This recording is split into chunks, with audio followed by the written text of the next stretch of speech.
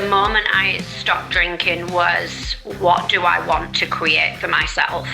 And the first thing for me with that was understanding my values and what I wanted to do with those and to be the person that I wanted to become. So I didn't necessarily have that boredom in a sense of what am I going to do, because I created a life around that so that I wasn't necessarily bored. And I think it was a life that it was the life that I'd always wanted to live, but alcohol was holding me back from. But I can certainly see why people feel that they're going to be bored, because it goes back to this thing of society that it's ingrained in us that we, every Friday, every Saturday we go, or even during the week, it's such a big drinking culture. We celebrate with booze, we commiserate with booze, we grieve with booze. It's always 5 p.m. somewhere in the world, and it's a great idea. So I think obviously there's going to be this fear of boredom, but the energy that you get from that and the ability you can create whatever you want, there's plenty out there that are events or things that you can do without drinking. Welcome to the 1000 Days Sober podcast. I am your host, LeeDavy. I am not an alcoholic. I refuse to be anonymous. I am someone who lives a self-led life, alcohol-free as fuck, and I spend every waking moment of that life helping other people do the same, like right now. If you ever thought, who even am I without alcohol, then this conversation that I'm about to have is going to hit very, very close to home. Today, I am joined by Keelie Louise, a woman who started drinking at 13 and stopped, most importantly, at 38. She walked through anxiety, depression, divorce, and ADHD and came out the other side more confident, energized, and more alive than she's ever been in her life. Keelie is a coach with a background in psychology and positive psychology. She helps women ditch the performance, the people-pleasing, and the booze-filled persona so they can build a life that actually fits. You can find her on Instagram, where she hangs out as the Sober Hype Girl, busy reminding women that they are already enough. In this episode, we get into the real fear behind who will I be without alcohol and why you probably never fit into that old life anyway. We talk about fun, boredom, and nights out, how to rebuild a social life that doesn't revolve around getting smashed. Anxiety, depression, ADHD, and emotional regulation. What changes when alcohol is no longer running the show? Sexiness and sex without alcohol and with it. Confidence, vulnerability, body image, and why sober sex can be the best sex of your life. Dating alcohol-free, boundaries, bars, apps, running dates, and not sacrificing your well-being just to be chosen. Masculine and feminine energies in relationships, why so many women outgrow partners once they get clear and alcohol-free. Why community coaching programs like Keelie's Glow Up Method make it easier than just quitting, and how to take the first step if you're curious, including why a 90-day experiment is completely different from a 30-day experiment. All right, so let's get into it. I'm going to shut the hell up, leave you in the capable hands of the beautiful, of the amazing Keelie Louise, i.e. the Sober Hype Girl. Good morning. Good morning to you. Good evening to me. How are you doing, Keelie? I'm good, thanks, Lee. How are you? I am fan-dabby-dozy. Thank you very much for helping me out yesterday. I got myself into a bit of a spot, but we're here now. That's the main thing, right? That is all good. Yes, I'm happy to chat to you. Excited. Awesome. When somebody asks you, who am I, or who am I going to be without alcohol, what is it that they're afraid of, do you think? That's a great question. Themselves and the person that they can be.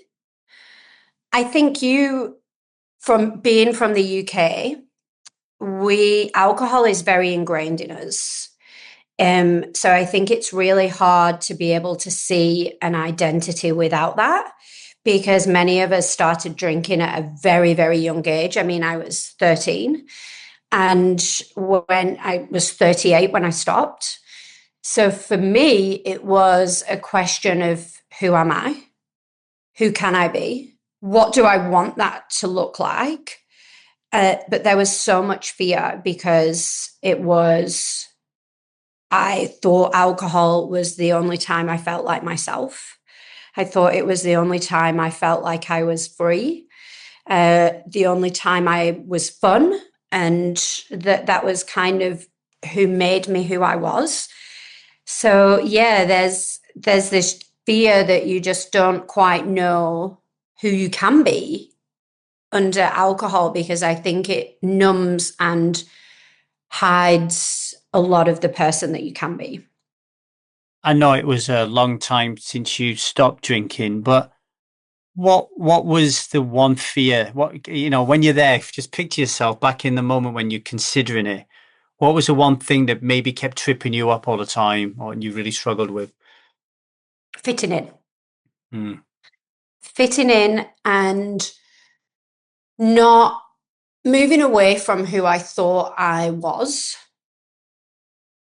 And the fun thing was a huge, huge fear for me was, well, how am I going to be fun? Are people going to think I'm funny?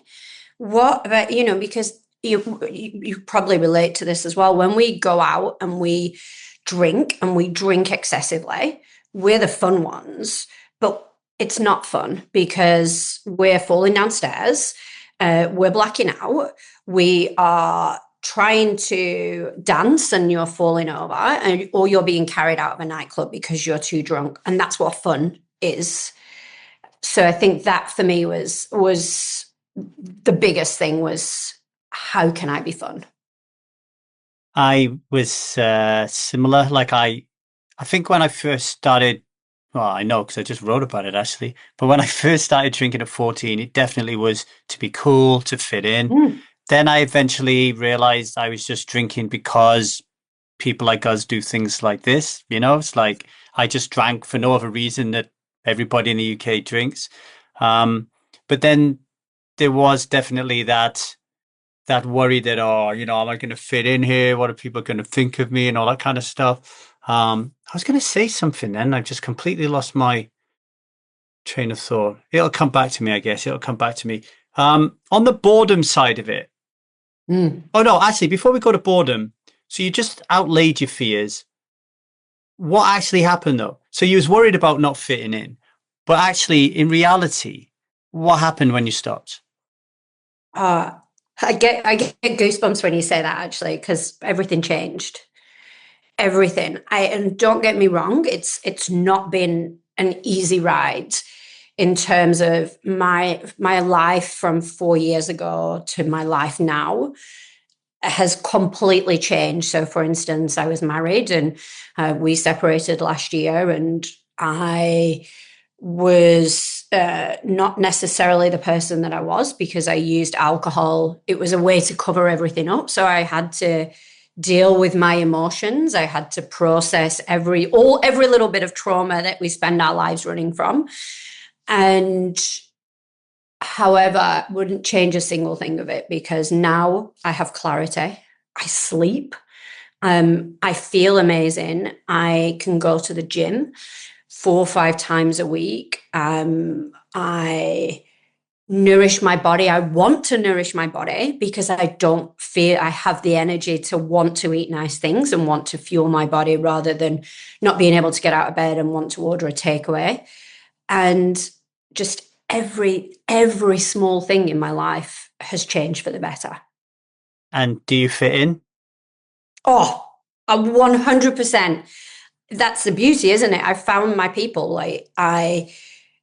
You realize when you move away from alcohol that a lot of the connections, and this is what a lot of people say to me, is, well, how am I still going to live the life that I am living without alcohol? And I don't think that's the right question, because those people are your life with alcohol.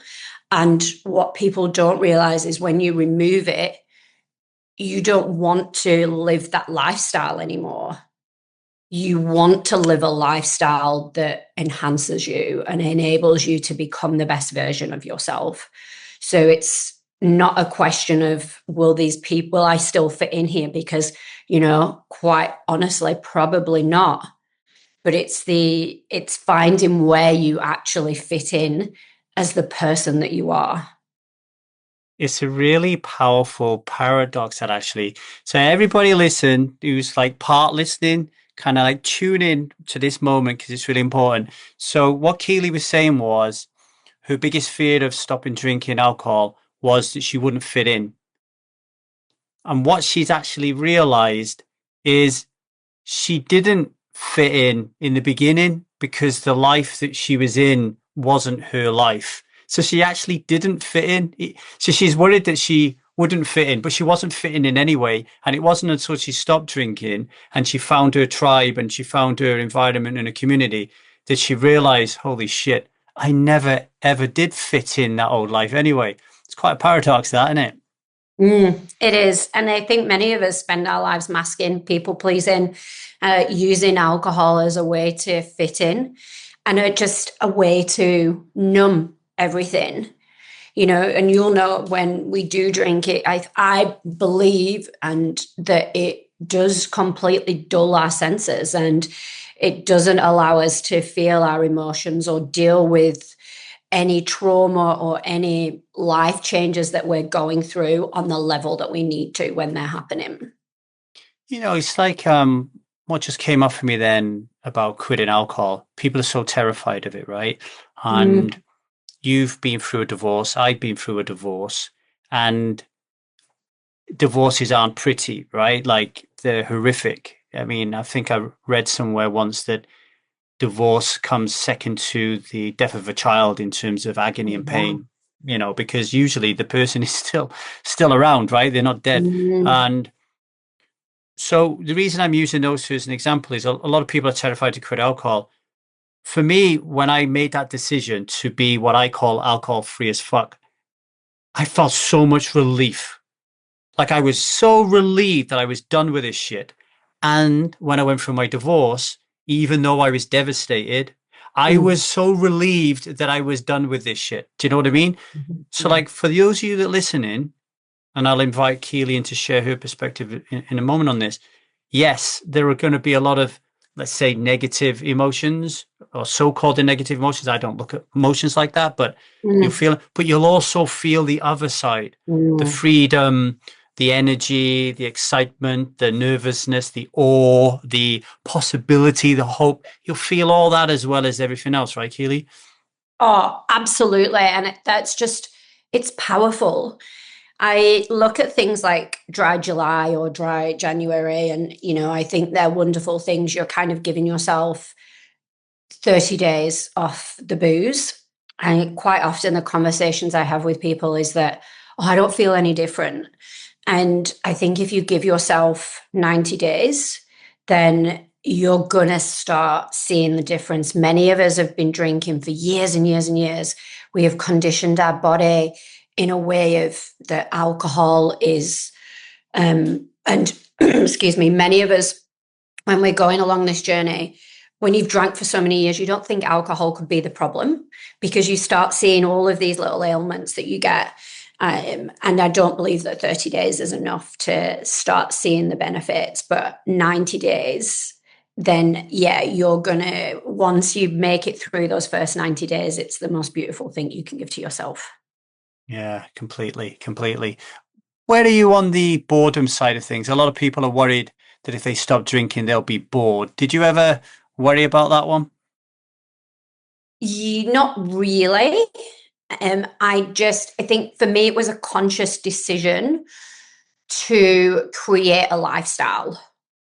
It was the moment I stopped drinking was, what do I want to create for myself?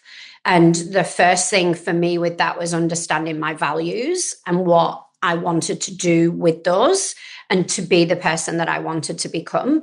So I didn't necessarily have that boredom in a sense of what am I going to do, because I created a life around that so that I wasn't necessarily bored. And I think it was a life that it was the life that I'd always wanted to live, but alcohol was holding me back from. But I can certainly see why people feel that they're going to be bored, because it goes back to this thing of society that it's ingrained in us that we every Friday, every Saturday we go, or even during the week, it's such a big drinking culture.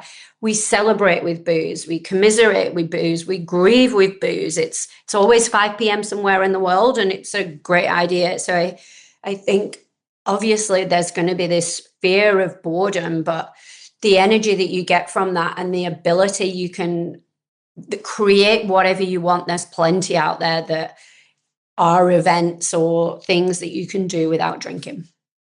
How did your relationship with your feelings change? Like, how was you experiencing your emotional body when you were drinking? And then how do you experience it today? Is there a contrast there? Oh, yes. I don't think I could deal with my emotions when I was drinking. I thought I was dealing with them. I suffered pretty much from the age of 15 up until probably 4 years ago with anxiety and depression. And my life was pretty much a roller coaster of that.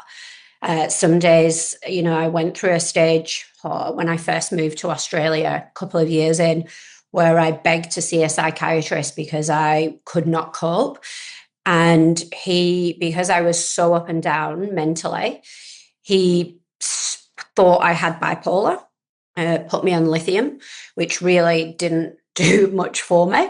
And I think I was just going through a bit of a really, really rough time mentally. But then on the back of that, I tried everything that I could, herbally, medication, eating, you name it. I tried it to try and get myself on this even keel of my emotions. And wasn't until I stopped drinking. And as I said, that first little bit was a rough ride. And I think for me, because I have ADHD, I have quite a bit of trauma. So I had to work through all of that. Now I find that my stress levels I can deal and tolerate with so much more stress before cracking. I'm very aware of what that stress is as well, in terms of knowing that I want and need to recover and make sure that I'm prioritizing that. Whereas when I was drinking, I would just want to spend all weekend on the couch because I didn't have any energy. Whereas now, sometimes I actually stop myself and I'm like, okay, maybe I should be taking time out. And I'm like, but I feel amazing. Like I have all this energy. And some parts of my belief system are still catching up with where I am now. But yeah, in terms of emotions and all my feelings, I'm very, very aware of them. Very fortunate, very self-aware. And now I can just deal with things on a much more capable level. And it's interesting because we think that alcohol actually helps us with stress. And it doesn't. It does the complete opposite. I speak to so many people in my friendship circle who are struggling, with, things going on in their lives. And I say, maybe it's the alcohol, or you did have a really big night and that can impact, but they don't really want to admit that is what is adding to their stress, and that if they weren't drinking, then maybe they would have the ability to deal with things better. When you say you couldn't cope with your emotions, I know it's a really personal question, but what did that look like? I was depressed. I was anxious. I couldn't communicate what I wanted, what I needed. I felt that I wasn't enough. Every Tuesday when I would drink, I would want to kill myself. I would question my existence and being around. Who would miss me?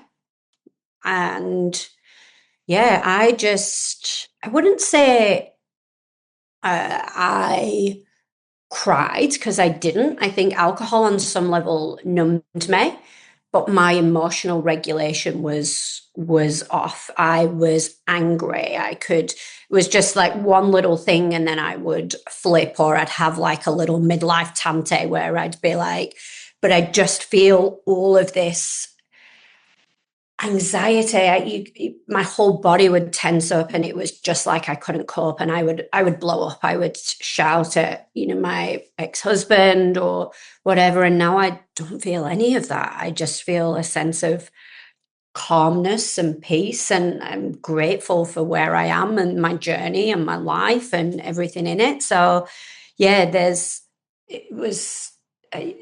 a weird thing to be able to talk about now, and it's a beautiful thing to be able to share, but it was rough.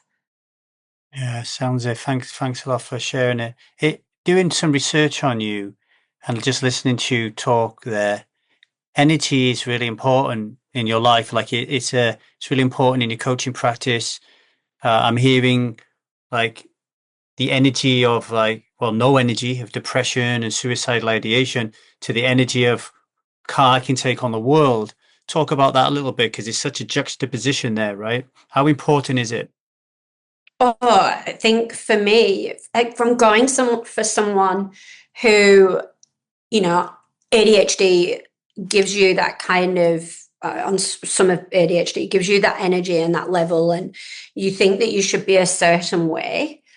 And to go from feeling, I'll explain it in this way, going from living life in black and white to living my life in color, knowing that I have responsibility for my life, knowing that I can change whatever I want in my life if something isn't suiting me is just the biggest contrast from a place where I felt stuck mentally, just constantly felt like I was living in black and white, that I just couldn't seem to get my shit together.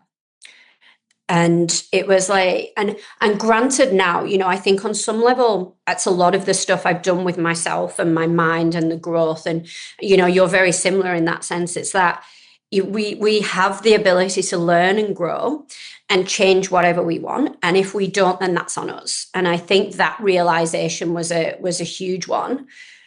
Being able to give back and make a difference, I think that helps with my energy. I just, we can either sit there in this black and white life and play the victim, or we can do something about it and we can change. And for me, I didn't want to be there anymore. I didn't want to be, woe me, what is my life? I wanted to create a life.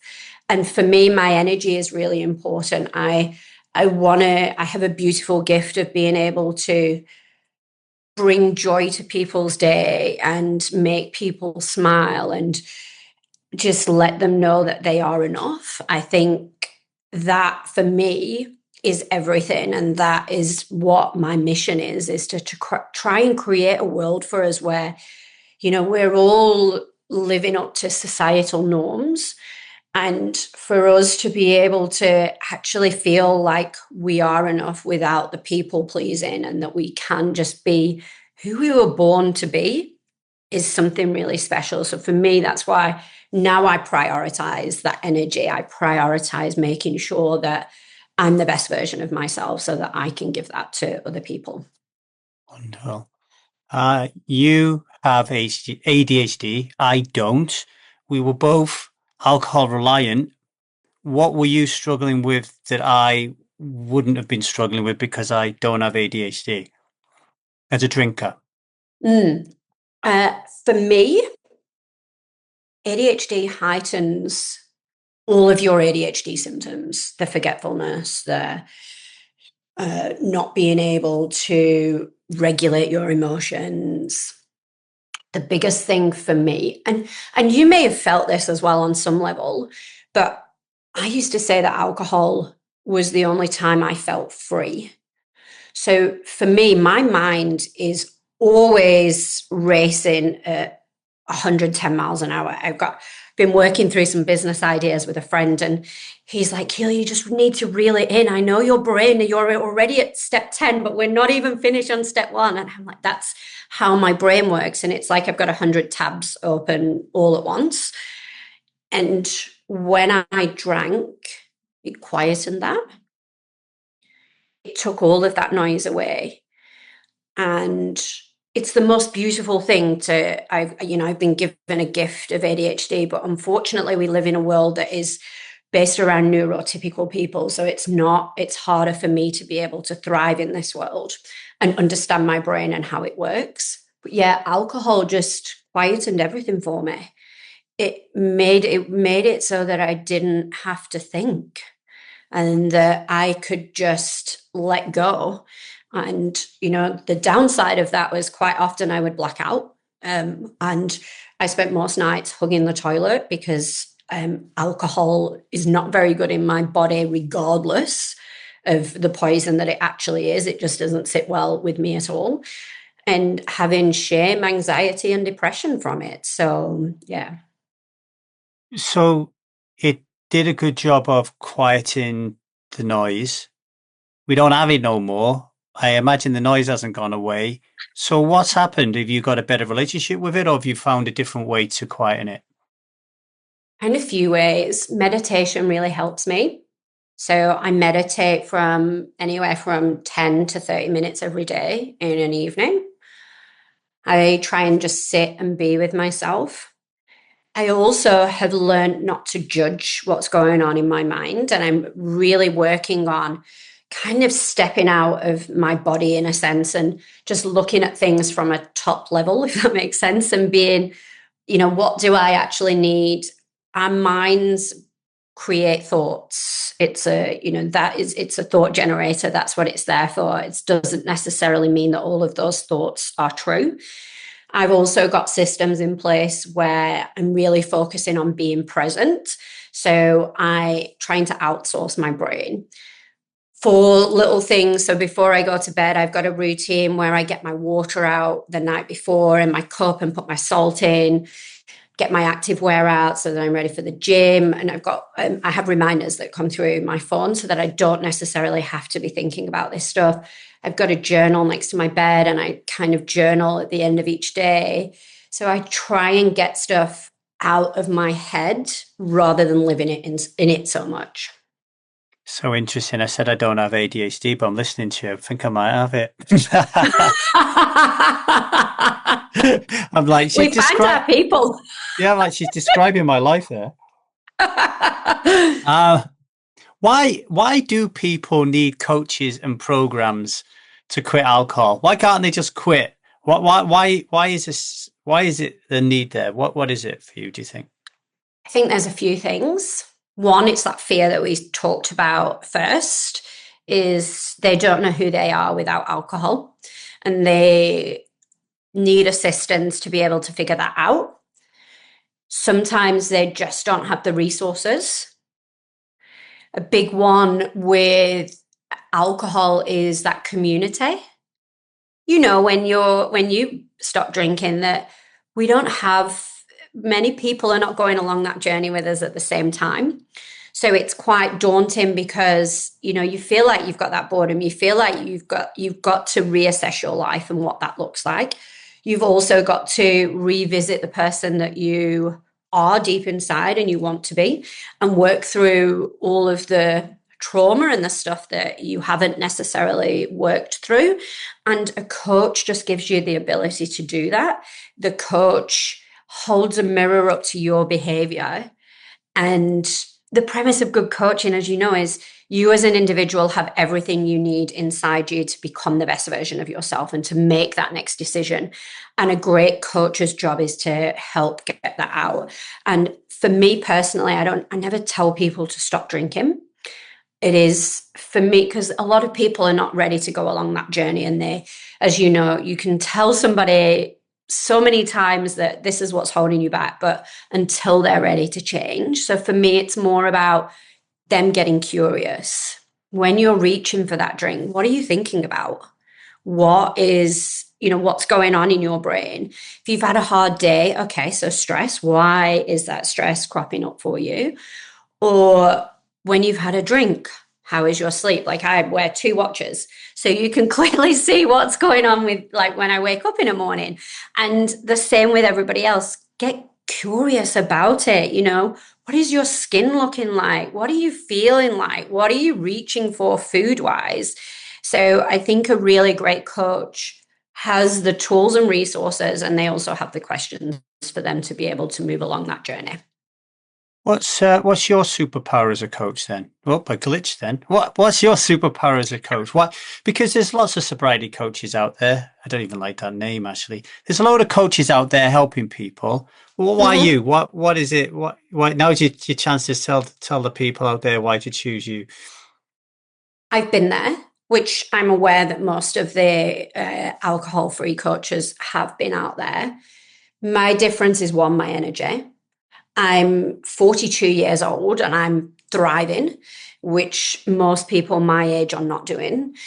And I have a background in psych and specifically in positive psychology, which gives us the tools and techniques to go from a baseline level of happiness from here and build on that with building blocks. So for me, it's not about just removing alcohol from your lives.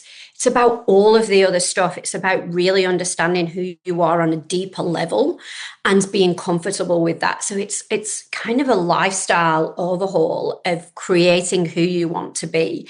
And yes, there's a bit of fear but it's beautiful because you can become the person that you've always wanted to be when you align with your values. You create the boundaries that align with your values, and you come back to who you are and be able to stop people pleasing.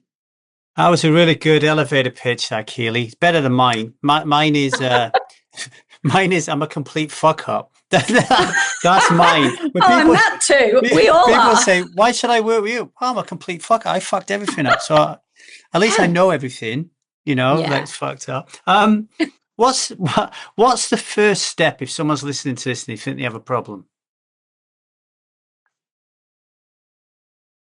I think recognizing that problem and getting curious, getting understanding what that problem might be. When I was drinking, it's funny because everyone says, "Oh, you're an alcoholic." And I say, "Well, I wasn't an alcoholic by any standards in any country. No. However, for me, is alcohol causing problems in my life? Yes, on so many levels. And as much as we don't want it to be alcohol, it could be. And so it was like, okay, I've tried everything else. Then what do I need to do? So for me, the first step was figuring that out. Is it alcohol? And if it is, you can always go back to alcohol. If it's not, if in 90 days or whatever, and you don't feel good about yourself, then you can go back to it. But I think the first step is recognizing. We, as you know, on Instagram have the most amazing sober community. I love our little community on Instagram. Everybody just hypes each other up. There's so much stuff out there around sober curiosity. We both put really great posts out there around the scientific stuff, the mindset stuff, our personal journey. Have a look on there and see if anything's resonating with you. Thank you.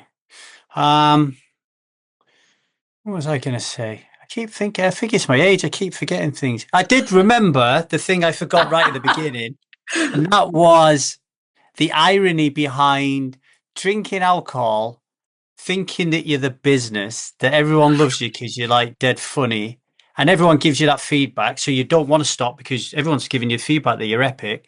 And then you stop Validate. drinking and everyone tells you what a dickhead you was. Like they just suddenly come clean and say, honestly, Lee, I always thought you had a problem and I always thought you was a twat. It's like, why didn't you tell me that when I was drinking there? So I did remember that one. Yeah, I know what I And was going to that's, say. Go oh, on. go on, go on. I was just going to say self-awareness. When I Mm. said like, what's the first step? You got to kind of get self-awareness is everything, right? Mm. I didn't have a Scooby about anything until I asked myself the question, why do I drink alcohol? And that question, it's almost like I said to myself, holy shit, I can ask myself questions. So then the next question was, why am I in this marriage? And the next one was, why am I going to this job every day? And the next one Mm. was, why do I live here? They weren't little questions, they were big questions, but they really helped me.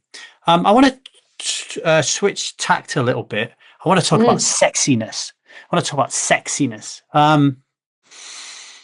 where do I want to go with this? So when I was researching your stuff, there's a theme of energy, there's a theme of femininity, but there's also a theme of sexiness, right? Sexy. So what I want to ask you was, what is sexy when we're pissed and when we're alcohol is our life? And what is sexy when we don't have it in our life? Okay, so hold on to your hats. So when I was drinking, I and my if any of my friends listen to this, they'll be chuckling because we used to go out clubbing back in the day, and we would go to places like Blackpool or wherever. And a lot of the clubs, they still do. They all have different rooms, and I thought I could dance. And for me, when everybody lost me on a night out, I'd be like, "Where's Keelie?" I'd be in the R&B room. I'd be slut dropping on a stage somewhere or dancing around a pole. This is not a stripper pole, by the way. This is a plant pole. And I thought that was sexy. I thought that the confidence that alcohol gave me, the fake confidence, was sexy. And I could think that I was walking a catwalk and I was on a police lineup because I'd been pulled up for drunk driving and couldn't walk in a straight line. That was what I thought sexy was. And now it's confidence. It's a very different sort of confidence. It's knowing myself. It's being happy with the person that I am. It's not running away from the parts of myself that I thought I should hide and try and get rid of, and accepting those. I think the energy for me, play, it's owning myself and it's being happy, at which I was never on that level at all.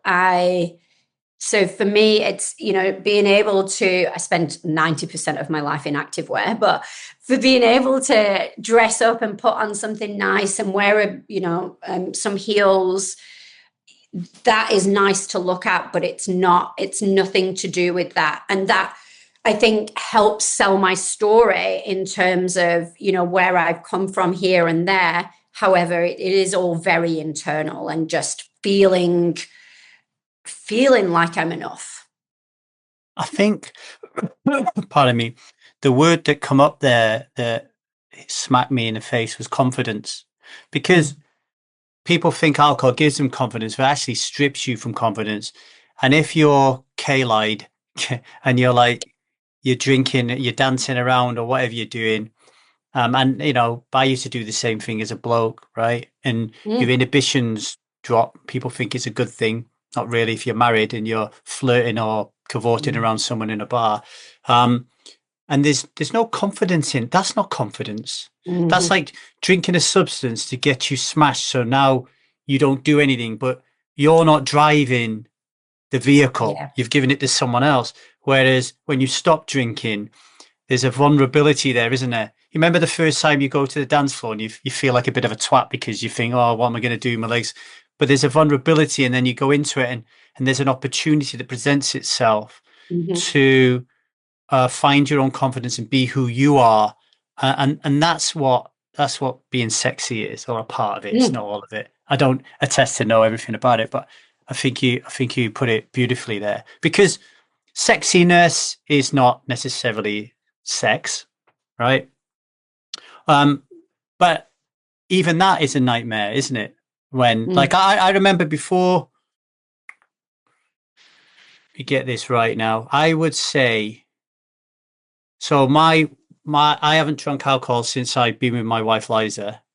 We've been together like 15 years or something. That's not true. I relapsed when I first met her, right? Before that, I think I was drunk with every single person I slept with, every single person.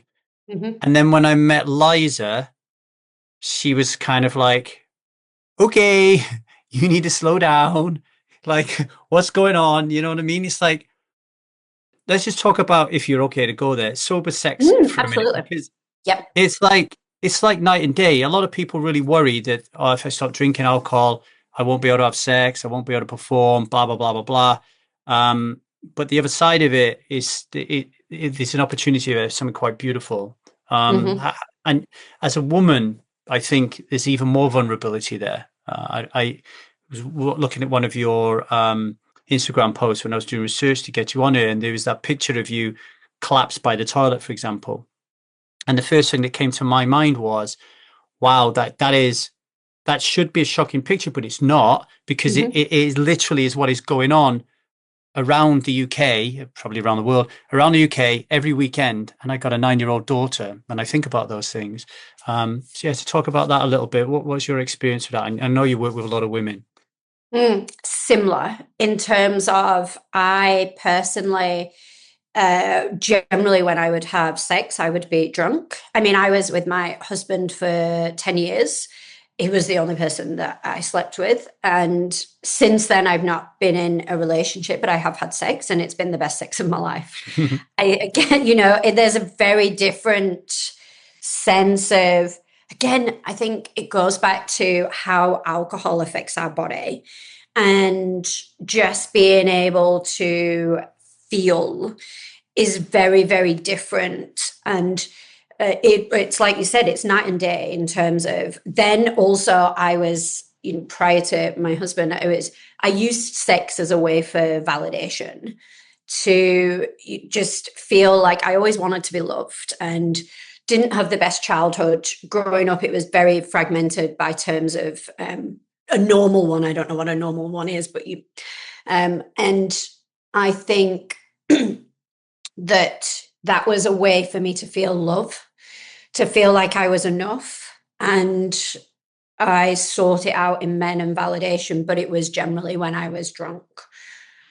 So now I don't feel the need to do that. And I also can feel. So, yeah, the sex is just amazing in comparison to, I mean, it wasn't bad sex, but I didn't know anything like sex I do now. And maybe it comes with that confidence of myself and knowing myself and, excuse me, and exploring stuff, so yeah, very, very different. Yeah, for me it was like two layers. I stopped drinking, and that kind of like moved me up a few levels of the video game of life.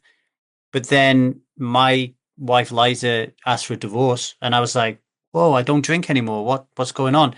And she said, "I don't like living with a boy. Like, you're just a boy." And so then I went on my next journey of leveling up, of like, what does it mean to be a boy, and how can I be a man?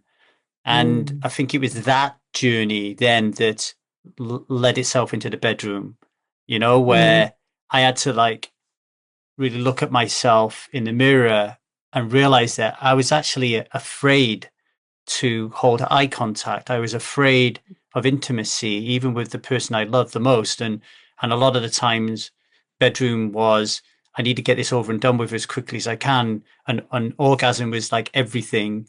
And like, where's the connection? What does this woman Mm. feel like when I'm just driving for Mm. this orgasm? So it was like a whole level of consciousness that come into play.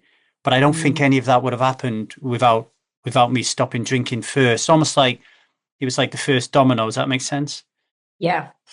And it's interesting you say about that kind of boy into a man. I think there's such a challenge. I mean, I keep dipping my toe into the dating scene. It's a bit of a jungle, let me tell you. But there are so many men out there. And I think, again, this is societal, an issue that we have with society is we as women have been told we need to be more masculine. We've been brought up in this era where there's this hustle culture and we are essentially told that we need to be like men. So we're working harder, we're training like men in the gym, we're hustling for the best careers, we're trying to do it all.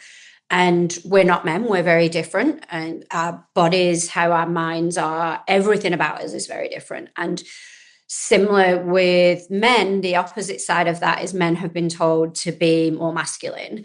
I also think men are less likely to change things or go along on their journey of self-discovery and growth. I think women are more likely to do that, partly because of those societal norms. On one hand, you've been programmed as men to not talk about your feelings, and but on the other hand, you've been programmed to be a little bit more feminine. So there's this disconnect because we're kind of meeting the line. So as a woman, we're wanting somebody who can lead, who can be masculine, who, for me, I'm wanting to step away from the masculinity that I've spent my whole life surviving through and just want to feel safe. I want to be with somebody. It's not about being taken care of because, I'm very independent, but it's how can I find somebody that is willing to lead? And I think that is where there's a massive disconnect now with men, male and females, because we're kind of being brought together where we should be polar opposites. Yeah, what I found my relationship with Liza is I love it when I'm in the masculine pole and Liza holds a feminine pole. When she steps into the masculine, that's for me to be like, oh, she feels unsafe here. Like she's stepping in because she feels unsafe. So then the next inquiry for me is, where am I not showing up here? Like what have I vacated the masculine here? Like, am I not providing financially? Am I not there to hold her in her pain, suffering? Whatever it is, there's an exploration there. Whereas I think when I was drinking and then when I was sober, but like not what I would call conscious, like in what I call my parts, energy, my inner child, I would just be fighting with her. It's almost like I'm the masculine, get out of it. You know what I mean? So I think, I think one of the great things about choosing to become alcohol free is you get that opportunity to increase your self-awareness even more and even more, learn and read more.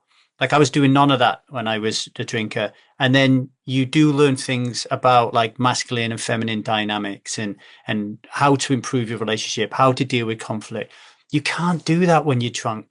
You don't have the energy, like you said, to do that. And relationships fracture really, really easy as a result of that, don't they? Yeah. And, I think similar to you, I don't have a bad word to say about my ex-husband at all. He's a wonderful human. We just completely grew apart. I'd gone this way in terms of my growth, the clarity that I had, and I realized that we were unable to communicate. We couldn't communicate about anything. And for me, it was about I'd gone through this journey of discovering who I was, and he wasn't ready to go along his journey of discovering who he was. And, I think on some level, that's when you have to question what that looks like for the future. Yeah, well, what would your advice be there to people on this topic? Because a lot of women, more women than men that I've come across in my coaching, the women are more self-aware. So the woman, typically in a coaching relationship with me, or if they're doing the Strive Method program, they'll say, "I'm really, really worried because I know I'm going to have more confidence. I'm going to be basically, I'm going to have so much confidence. I'm actually going to say the thing that I've really wanted to say for a long time. And as this just isn't working, or they worry that the guy's just not going to change. He's not going to pull his weight, etc., etc. How do you know when it's over? Like how do you advise somebody on breaking a relationship or sticking with it? It's a tough one, isn't it? Because I think Mm. that's their decision. I think on some level, even if you try and push it down and you try and avoid it, on some level, I remember the first time, and it wasn't until this year, I think, when I started speaking about this. I remember the first time that I realized that I didn't want to be in my marriage, and I had gone and done breath work. It was the first time that I'd done breath work, and I woke up and was the first thought I had was I don't want to be in my marriage. And from there, I was crying uncontrollably for 15 minutes, like inconsolably. Everybody, so much so the instructor was like, okay, I think we need to take a break and everyone can journal. And he came down and just sat next to me and held my hand. But then I pushed it away and wasn't ready to deal with it. And I think we know when we are ready to deal with it. We can have that thought and we can process and we can say it out loud. But until we're fully ready to deal with it, we won't deal with it. And we will know when that time is. And until then, I personally say, don't bother with it. Your mind, your body knows when the right time is to deal with stuff that you're going through, and will do when the time is right. If you did get into a relationship again, how would you do things differently? Or there'd be that communication. 100%. I think that's a huge one. I would be able to step into my femininity, and I be able to, I think I want to say the word melt, just be able to melt into whatever could be. It would be a partnership, and it would have to be something that enriched my life. And I want to be able to offer somebody support. I want to be someone's biggest cheerleader. But, I think the one of the things of a really great relationship is being able to challenge and grow, both together but also separately.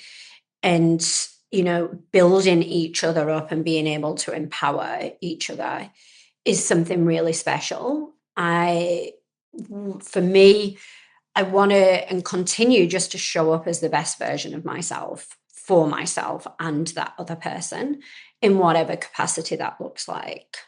But there's this desire to connect with somebody on a much deeper level. It's not about, me and my ex, the first time we met was we bonded over tequila and red wine. And then we found this love of fine food, fine dining and beautiful wine. We would go on wine tours, and I think we came home once with like 12 cases of wine. That is how, so there was that love for that then. But I think because of that alcohol, we were just never able to connect on that deeper level. So for me, it's all about that connection and being able to challenge each other and grow.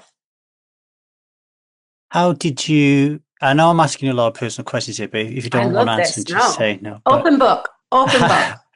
How did you feel, or what was coming up for you when you first went back into the dating scene and you had to get physical with another human being? How did you handle that? I think I knew when the time was right. It was probably 6 months after. And I'd never, we just spoke about previously, every time I'd had sex, it was with somebody when I was drunk. So I was like, I wasn't necessarily ready to just hook up with someone on a dating site here. So I went on holiday to Bali and was like, okay, I just need to meet someone, get it out my system and just have sex with somebody. And I did. And I was like, okay, done. Didn't, we chatted for a little while, but there was just it was kind of this fear of, it's the first person I've slept with in like 10 years. And what's this going to look like? How am I going to be? And so it was, I was like, I think I just need to have a one night stand, move on, and it's done. So once I got that out of my system, but it's daunting because, you feel, again, there's part of the challenge for me was I had all these old beliefs that we've got beliefs that we look for evidence to support them. And over the years, as I said, I'd used men and sex as a way of validation to feel like I was enough. now, even now, 4 years into my journey, there are still times that my belief system haven't caught up with the person that I am now. So that is especially true when it comes to love and dating. And quite often, these, I have to work through, because it's not something that you're dealing with every single day. You're not putting yourself out there every single day to go on dates or to meet people, and it is quite sporadic. So for me, it's all about, I have to catch up with the belief system or where I am as a person now, because I know that I am good enough and I don't need validating from anybody for my self-worth. So there was all of this stuff that started coming up when I was dipping my toe back in the water last year, was like, am I enough? And what am I seeking from this? So it was working through all of those beliefs as well. Oh, that's really powerful. That is, like, if people are listening to that, what I'm hearing Keelie say, and you can tell me if you're wrong, is that we do move on, we do grow, we do develop, but there are parts of us that are very young, that feel really unsafe, that have certain narratives and behaviors that keep them safe, even if it's dysfunctional. And even when we move up the video games of life, we still end up listening to them behaving the way we used to. Like Liza always used to say to me, she doesn't anymore. She used to say, "When are you going to stop shouting or losing your temper?" Never, because that's who I am. I'm going to do everything I can in my power to grow a greater container, to have a more stabilized nervous system. And she said to me just the other day, I cannot believe who you are now to who you are when I met, right? But I can still lose my shit. I can still get in my head. When I went back into the dating scene after I split up with my wife, who I was with probably 20 years, I was a right mess. Like I was a right mess. And it was something that I just didn't see coming, because you're just a man. You never worry about anything. You've been in a relationship for 20 years. It works fine. Everything's great. And then all of a sudden you see another naked body, and another naked body sees your naked body. And I just went, ah, went to shit. Running out the room. Oh my God, it was a nightmare. How do you manage dating? Like I don't know if you use apps or stuff. I haven't dated for like 50 years, which is never. I've only dated twice and married two people. Um, how do you manage dating? Because so many people drink. Like, is it a non-negotiable for you? Do you see how it goes? Like, what's the crack there?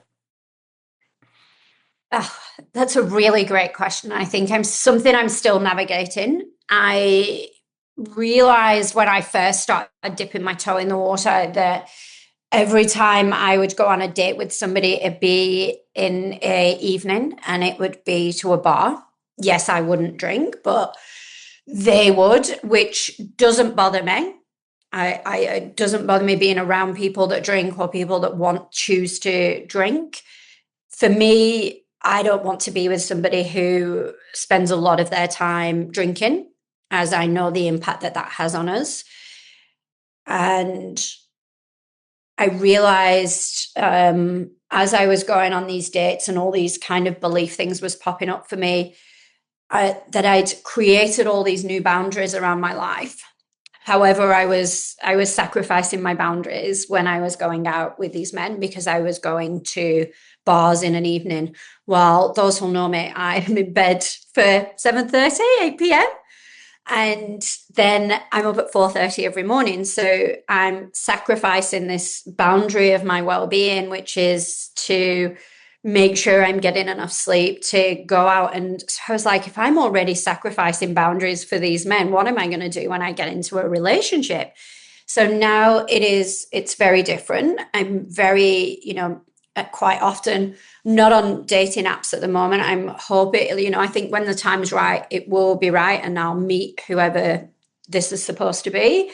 And if that doesn't happen for a while, then I'm very comfortable with that. I feel like I'm finally at a phase where I don't need that. I don't need someone to, one, validate me, but also to be part of my world. It's nice to spend time with people, but I think when that is right, it will happen.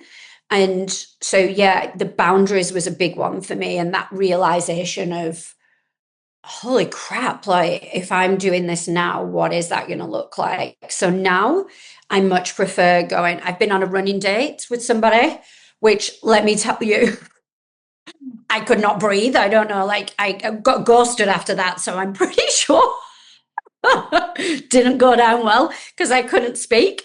And so now I try and do other stuff. And a lot of guys, the first thing is, interestingly, most people are like, I don't drink much. And then you look at their profile pictures, and I wouldn't necessarily connect with someone like this, but every picture, they're with a beer, or they're like, posing with a beer or whatever, or a mock cocktail. And so I'm like, oh, okay, like what you're saying.